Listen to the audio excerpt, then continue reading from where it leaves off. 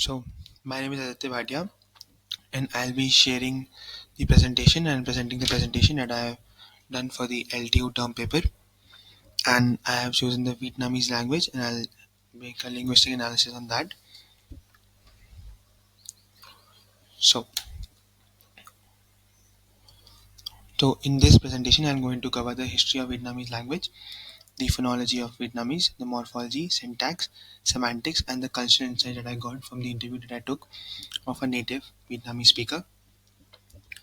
So, if we talk about the history of Vietnamese language, Vietnamese is a member of Viet Mong sub-branch, which is a Vedic branch and of the Mon Kher family, which further belongs to the Austroasiatic group. Vietnamese is basically spoken in the Southeast Asia. As we know, the Vietnam is a country in the Southeast Asia, so it's mainly spoken there. 95% of the population of Vietnam speaks Vietnamese, and the most notable feature of Vietnamese is its tonal system. We have six tones, which we'll talk further about, and each word in different tones, like the same word in different tones, mean different things. So that's a very interesting feature of Vietnamese. If we talk about the historical development and how Vietnamese, what we know now, came to develop, so it was the first is the Proto-Viet Mong before the 7th century, the ancestral form that was shared with the Hmong languages. So it was a family of languages. Vietnam was a part of Hmong languages, and then in these between 7th to 9th century, there was a formation of Vietnamese identity came to being, and then they started to develop something called Vietnamese language. And then the period of archaic Vietnamese, the 19th 10th century, where the Sino-Vietnamese vocabulary was established. And then we talk about ancient Vietnamese, that's the 10th and 16th century, which comes after the post-Chinese domination and development of Chu Nom writing. So the Chinese domination will exist in Vietnam for a longer period of time till the 10th century, and after that we have seen the development of like new forms of writing, and Latin script also developed recently. And then we talk about Middle Vietnamese, where the Latin-based writing system was emerged. And after this Latin system was emerged, Vietnamese was popularized by a huge amount. Like previously, Vietnamese was considered a difficult language because it uses the Chinese calligraphy, and it was very difficult to write and read. But when the Latin was script was introduced, it became very easy, and was more people got literacy and started to study Vietnamese language. So we talk about modern Vietnamese as a language of what we know now, and it's the current official language of Vietnam. If we talk about the external influences in Vietnamese language over the span of history, then we talk about the first is the Chinese influence, because of like a large amount of time of Vietnam was under the Chinese influence. So it was like most profound influence of the Chinese languages in Vietnam. Like 50 to 70% of vocabulary derives from Chinese language. That's like all the vocabulary, like vocabulary in science, medicine, politics, and religion. All of these fields is mainly based on Chinese vocabulary. And after in the French colonization in the period of 1884 to 1945, the administrative language and became to being and was a French, and it was also taught in schools. Therefore, these influences have contributed to vocabulary in cuisine, fashion, infrastructure. When we talk about modern influences, like basically English adds a vocabulary in technology, business, and entertainment. So English also has influence in Vietnamese, and that shows that Vietnam is now like being a part of the whole world and is coming to the world. Now we talk about the demographics and writing systems of Vietnam. So we have the Vietnamese language has 87 plus million speakers globally, and it is one of the most spoken languages in the top 20 most spoken languages. It is the official language of Vietnam, and it has 95% plus literacy rate, which came after the Latin script was introduced. So there were three writing systems that was there in the Vietnam each language in span of history, like Chu No, Chu Nom, and Chu Guang Nu. Chu No is the Chinese characters. Chu Nom is a hybrid system of Chinese and Latin, and then Latin was like made Chu Guang No, the current Latin-based system with diacritical marks. We talk about dialectical variations. Basically, we have three areas of Vietnamese: Northern Vietnamese, Central Vietnamese, and Southern Vietnamese. Northern Vietnamese is a Tonkin region. It is like the it is a region in which all the six tones of Vietnamese are preserved, and is known as the prestige dialect. The Central Vietnamese is only we have five tones in here, and it maintains the archaic features like the previously it preserves the culture of the previously features of the ancient features of Vietnamese. The Southern Vietnamese has five tones, and it also merges some sounds. Now we talk about the phonology of Vietnamese. So we have the six tones in Vietnamese, like Nang is the unmarked flat pitch, Huyen Huyen is a falling grave with grave accent, Hoi is like marked with a hook above, and it's like a dipping rising accent. Na it's like glottalized rising with a tilde, it's marked with a tilde.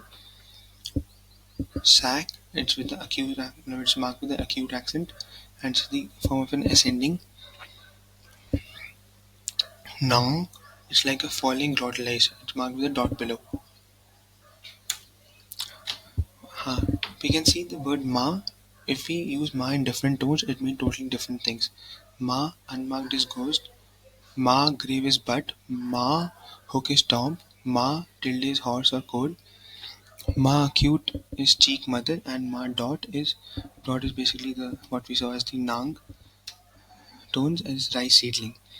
So in the image also we can see the low falling tone, high rising tone, low rising tone mean different things, and it's basically the description of what we have seen in the left.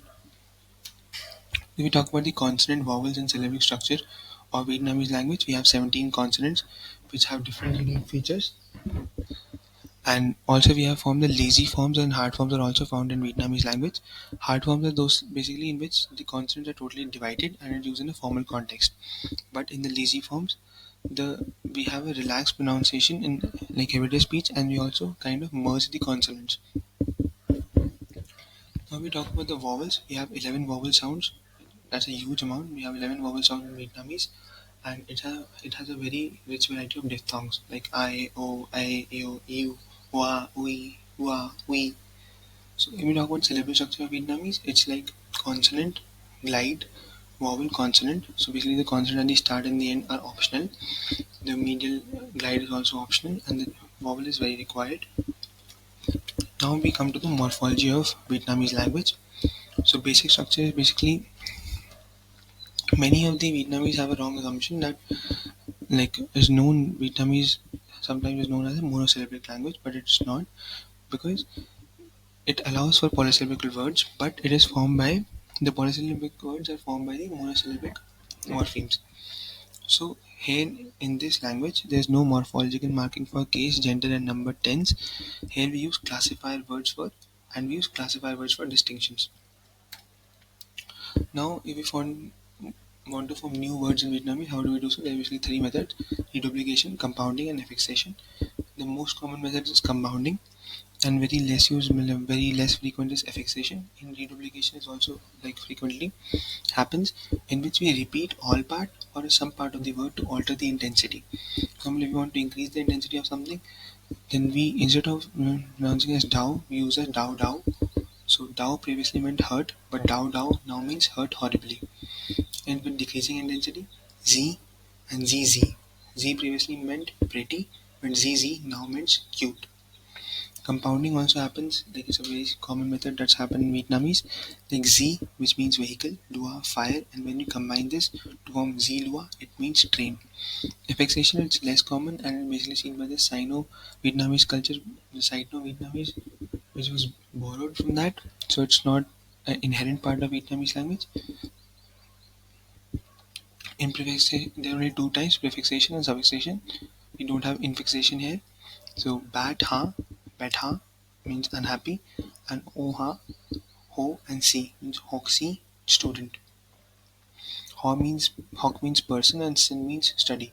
So when we combine this person of study is known as student, and ba is un, and ha is happy. So we combine them to become unhappy. Grammatical features, we talk about nouns, pronouns, and verbs. So we talk about nouns, they require classifiers when they are modified by demonstrative or numbers. Examples of classifier include bow, book, qua, try. Plurality of nouns is indicated by particles like nuong or kak. Pronouns, use of pronouns and kinship terms indicate formality levels, which we'll discuss further also. Like ong, grandfather, ba, grandmother. These are the pronouns used for the relation that we are discussing. Verbs. Verbs are unmarked for tense aspect. We use particles for temporal information. For tense, for giving the information about tense or aspect, we use particles. For example, da is for past, se is for future, dang is for progressive, and ru is for perfective. Now we come to the syntax of Vietnamese language. So we talk about the first. We talk about the word order. It follows a subject word verb object pattern. It's an analytic language. It relies on word order and not inflections. Basic structure is basically that only subject, verb, object, and then adverbs. So it's a key distinction from English is that adjectives are after the nouns, and we don't need a copula here as we saw in English. The classify are used here with numerals, and we can also have the optional subject pronouns. The proto feature is also observed in Vietnamese language.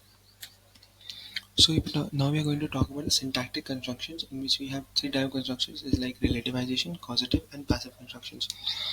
We talk about relativization as a relative clause. It follows a post-nominal structure and it follows the head noun. We don't see a WH movement here. Example of this could be Nugoy ma toigap, the person I met, the person that like I met. Causative construction is basically it follows like word order patterns and use specific verbs only. So we have three types of causative constructions like unintentional, intentional, and manipulative. Example of causative construction would be no lam cho toipo, he made me sad.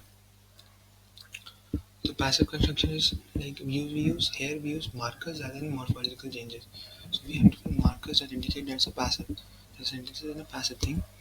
So dog, be, ko, no are different markers for different which have different connotations.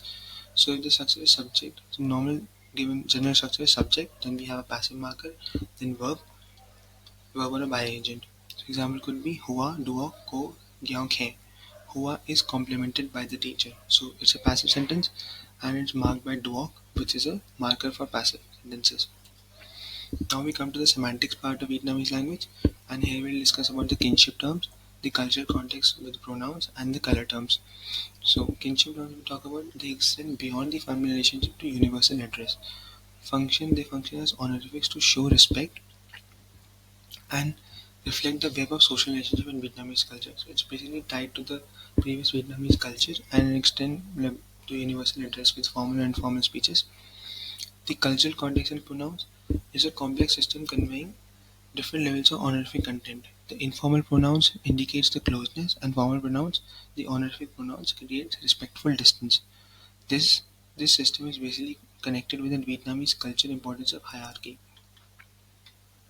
This is basically deeply rooted to the Vietnamese culture of what we have saw here, like the different pronouns.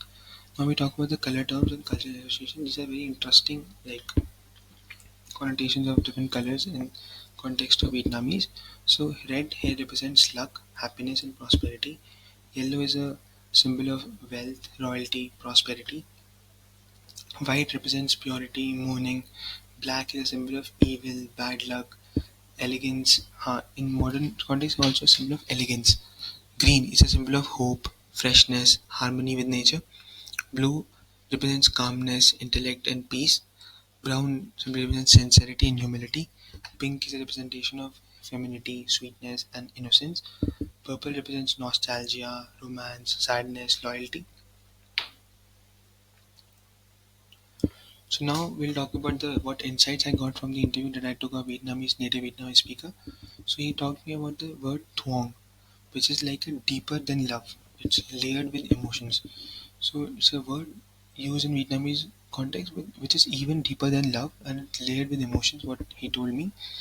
Proverbs that capture the Vietnamese values include the Huon Nuon Nuong Guo, remember the source when drinking water, and the second was La La Dum La Raj, the intact leaf wraps the torn leaf. These are the two proverbs that he told me. Regional dialects are basically northern, central, and southern. The northern is used in national media and education, like we talked before. Also, that's a standardized variety. Central, it's the most challenging to understand, and because of it has many local words. And southern, if we talk about, it's very familiar to the younger generations, and increasing that. So, if we talk about the key takeaways from what my presentation is that Vietnamese is a tonal language with rich phonological features.